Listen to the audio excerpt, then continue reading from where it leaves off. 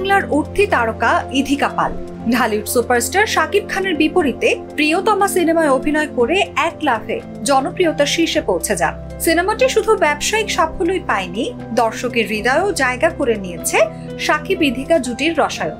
সেখান থেকেই ইধিকার নামের সঙ্গে জুড়ে যায় এক নতুন পরিচয়, শাকিব খানের নায়িকা। এরপর আর পেছনে ফিরে তাকাতে হয়নি ইধিকাকে। খাদান এবং রঘু ডাকাতের মতো আলোচিত সিনেমা তাকে টলিউডে এনে দিয়েছে শক্ত অবস্থান। অভিনয়ের পাশাপাশি তার ব্যক্তিগত জীবন নিয়েও জল্পনা কল্পনার শেষ নেই। অনেকেই জানতে চাইছেন কবে বিয়ের পিঁড়িতে বসবেন ইধিকা। সম্প্রতি ইনকো ড্রামাট্রো টিভি নামের একটি ফেসবুক পেজে প্রকাশিত এক সাক্ষাৎকারে এই প্রশ্নের সরাসরি উত্তর দিয়েছেন ইধিকা নিজেই। সাংবাদিকদের প্রশ্নে ইধিকার স্পষ্ট জবাব, এই মুহূর্তে আমি বিয়ের কথা ভাবছি না। বিয়ে মানেই প্রচুর দায়িত্ব, তাই এখন বিয়ে করার কোনো পরিকল্পনা নেই আমার। সে চিন্তা ভাবনা এখন অনেক দূরে।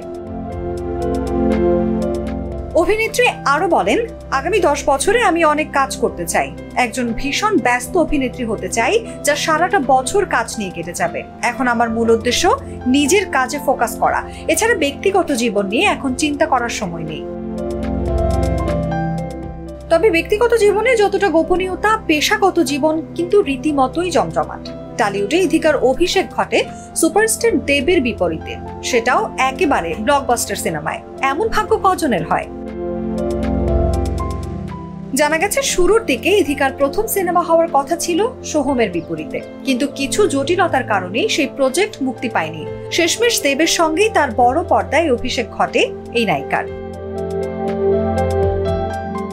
অনুভা বিশ্বাস, জাগো নিউজ।